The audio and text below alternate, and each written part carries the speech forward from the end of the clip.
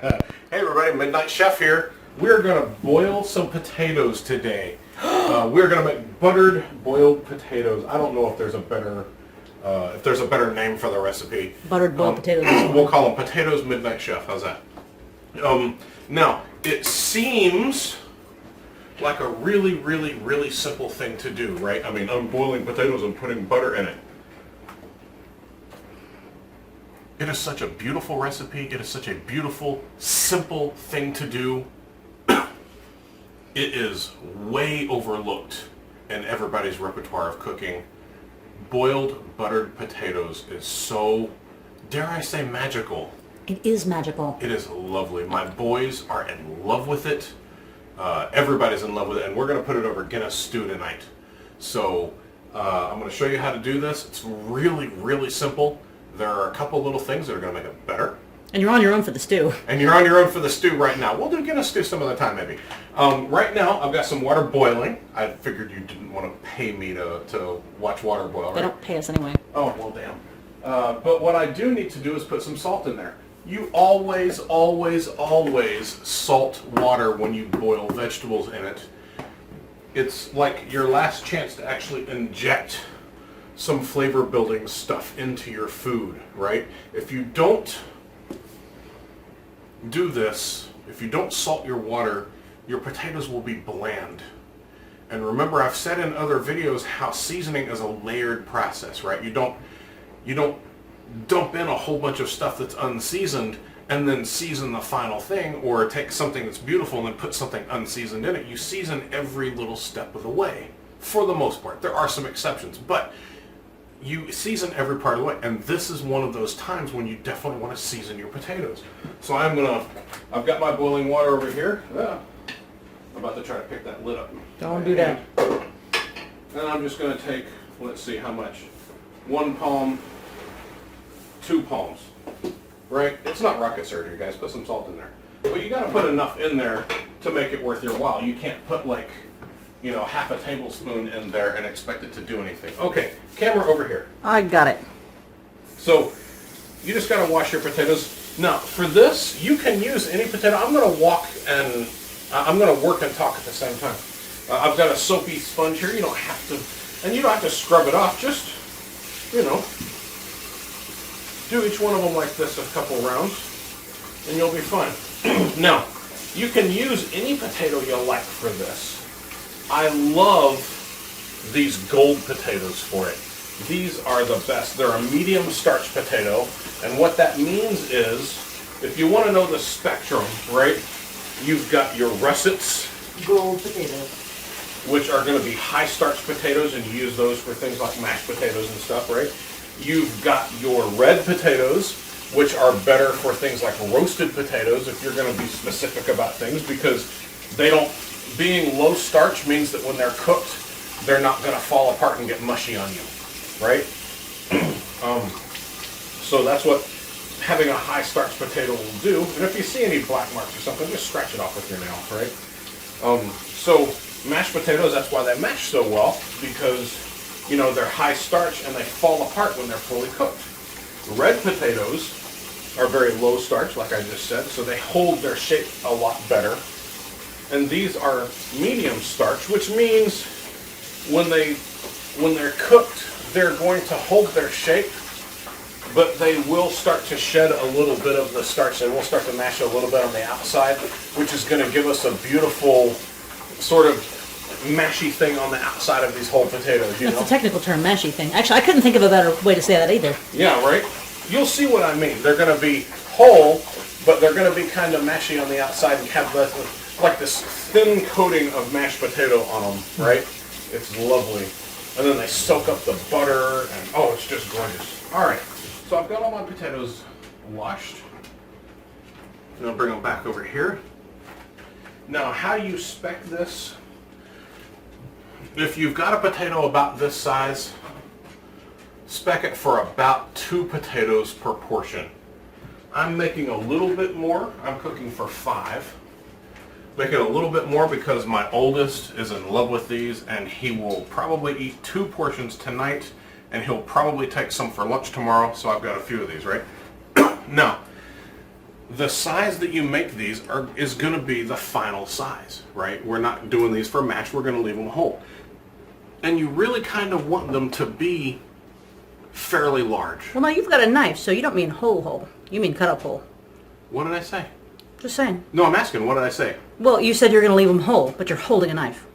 You're going to keep them unmashed. No, yes, when we put them in there, when we get these to the final cut, we're not going to do anything else to them. I understand that. I'm just saying they're not going to be whole. Right, so you want them, I'm going to cut that in half, and then I'm going to cut each one of these in thirds. So you want them more or less to be about this big, right? Sure. And again, do what you want, right? Although for something like this, I wouldn't go with, and see, and it's got to depend on the size of the potato, so you take that and you go, okay, well this one gets cut in half, right? So you don't want to have tiny brunoise pieces for this, those tiny, tiny little dice, because they'd fall apart too much. That's not the point. The point of this is nice, big, boiled potatoes, right? Take this one. I'm guessing you don't leave them actually whole, because that would take freaking ever to boil. Right, well, and it's harder to eat. You want some ratio of surface to butter, right? Yeah, and with some of those small red potatoes and fingerling potatoes, you can leave them whole. And you see now, if I get something like this a little awkward, I'll do it like that, right? I'll turn it on its side. So, there.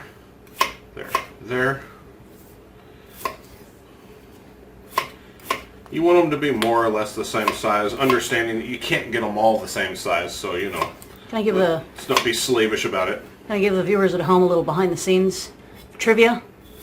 Sure. I put the camera in the holder backwards, so I'm actually having to tilt the entire tripod instead of just do it normal like. There's your trivia for today, guys. Okay. So, usually, this would be made with parsley as well, so butter and parsley. I don't have any parsley tonight. No, we don't really care. No. The parsley adds a lovely flavor to it. No, okay. A lot of people think that parsley doesn't add flavor. Sometimes they're right, because when you get the parsley in the grocery store, it's hit or miss because they pick it so young. But you remember the parsley when we grow it. Yeah, I guess so. Absolutely phenomenal. However, this is what I have here, and my colander is gone. What a shock. So I'll use this instead. The oranges are in it. Oh, where are they? Right here. Oh, there it is. Okay. You want your colander? No. I got this already. Okay, so You grabbing did these that. guys. If my water is still good, yep, sure is. So we're going to start putting these guys in here.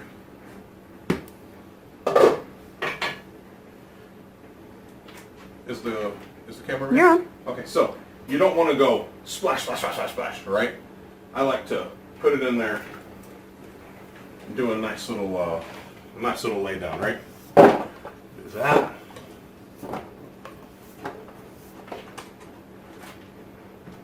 Nice little lay down. There we go. And one more time. Just like that. There we go. And I've got a little bit too much water, because you can see how high it is coming up over here, right? Yeah. It's going to start splashing out. So I'm going to take just a little bit of it back, because I don't want to have to watch it that close. Oops. Got a tater. There we go. You can feed that to the dog or something if you want. Feed the potato water to the dog? Yeah, you know, the nice salted water. Right. Okay, so I'm going to put the lid back on. Now, when are these done? They are done when you can poke a knife through them very easily. I don't know how long that's going to take with the number of potatoes you have, or how hot your stove gets, or any of that. My guess is, for this one, maybe in the neighborhood of 10 minutes or so. I don't know. Depends on how long it takes the water to come back up to a boil, and so on and so on. But boil these until, you don't want to overcook them. You really don't want to be, you don't want them to get waterlogged, right? You want them to be cooked, and you want the knife to go through nice and easily, but you don't want the potato to fall apart just when you stick a knife in there, right? And don't go sticking a knife that size in there, or something like that, right? Right. So we'll come back in about 10 minutes or so whenever they're done, and then we'll finish this up. Oh, you know what? One quick thing. A really cool thing about making potatoes like this is you get that starch water. And that starch water is absolutely beautiful for making bread with. It makes bread really soft and lovely. So we will be saving, and we're making a lot of bread these days, so we are going to be saving our potato water and replacing it with the regular tap water that we usually make our bread with. Alright guys, the potatoes are ready. I don't know how long it's been, I really don't. Now the secret is, don't check a potato, check 3 or 4 or 5, right, just to make sure, different sizes. Okay, so this is done. Now, I'm going to turn this guy on and let him clip on my line. There we go. That's my stew. I'm going to reheat it while I do this. Now, one of the things that nobody ever tells you, there's a lot of things that people don't ever tell you, follow me to the sink, is that potatoes lose their quality very quickly. Mashed potatoes, boiled potatoes, they're still good, but they're not great. So I always do my potatoes dead last when I'm cooking. Just before, and as a matter of fact, I don't even feel bad about having people sitting around the table talking for the last 5 minutes while I'm preparing the potatoes, because when they hit the potatoes, when they hit the table, they make their rounds, everybody's like, oh my God. So about 10 or 15 minutes is total time for that. It really loses its quality fast. I've got my colander in a bowl right here, so I can catch all of this lovely water for my bread. Dump these guys out. And right now they're standing in the water because the bowl isn't very big, but I'll get them out in just a sec. There we go. Shake that off. Now, here's something else nobody tells you. These things need to be thirsty. So sit them here and let them dry for about 5 minutes. When they start to get that, when they start to get white around the edges, and I'll show you on the camera when it happens, then they're ready. So I'm going to talk you through the rest of this. See, I got this lovely starch water here, nice and yellow and starchy. I don't know if they can see that or Now not. they can. Now they can. There you go. Nice and yellow and starchy. And that I'm going to put way back here. Hopefully somebody will spill that. Okay. Here's how the rest of this goes. I take a bowl. I've got a stick of butter. An entire stick of butter. For this many potatoes, an entire stick of butter.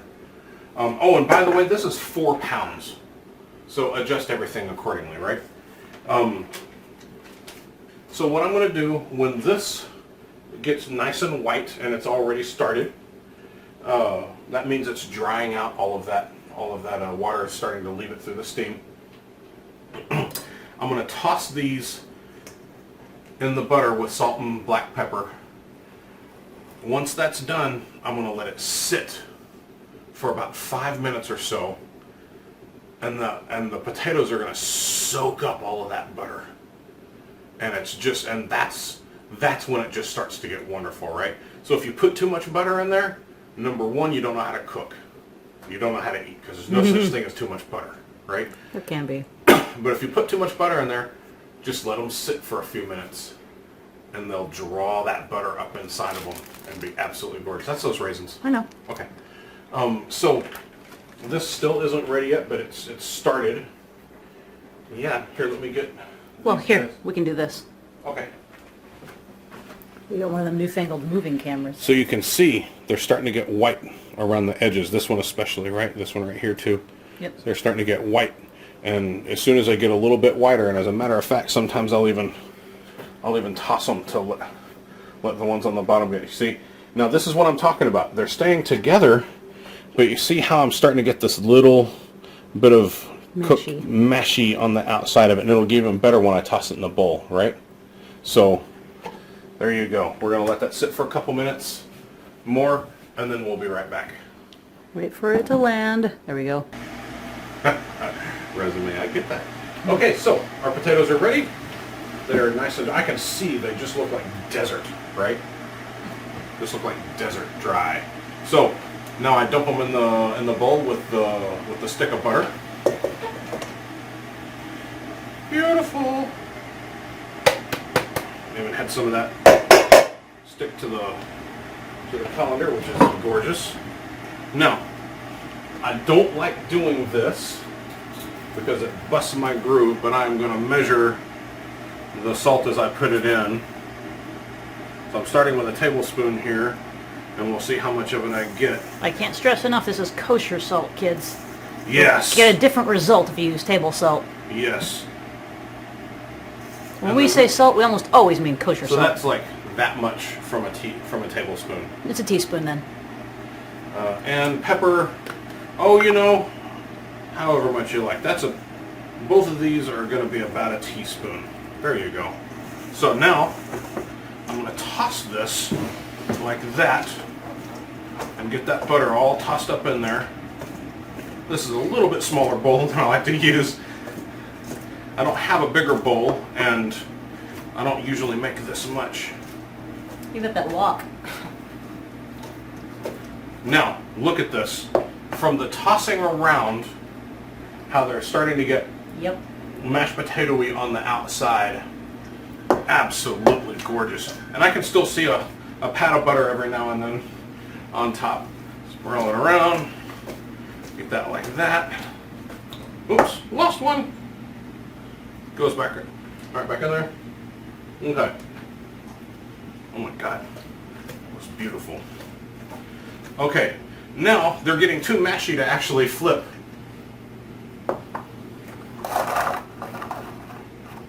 Five minutes, at least. Let them sit there, right? Let them soak that up for 5 minutes. It's going to be gorgeous. I'll be back in 5 minutes. All right, guys, we have our mandatory waiting period. I haven't touched them, and we have beautiful boiled butter potatoes. I swear, if you have parsley, raw parsley, just chop it up, sprinkle it in here before the wait, right? But do it with the butter so that everything gets tossed together and the heat from the potatoes draws out some of that parsley, right? But other than that, this is a simple, gorgeous potato recipe that gets overlooked a lot. So, use medium starch potatoes are the best. Then boil them until you can poke them with the knife very easily. Test 4 or 5 of them. Let them sit until they dry. Butter them, salt, pepper, maybe parsley. Let it sit for another 5 minutes and then serve it immediately, like I'm about to do with the Guinness stew sitting over there on the table. See you guys later.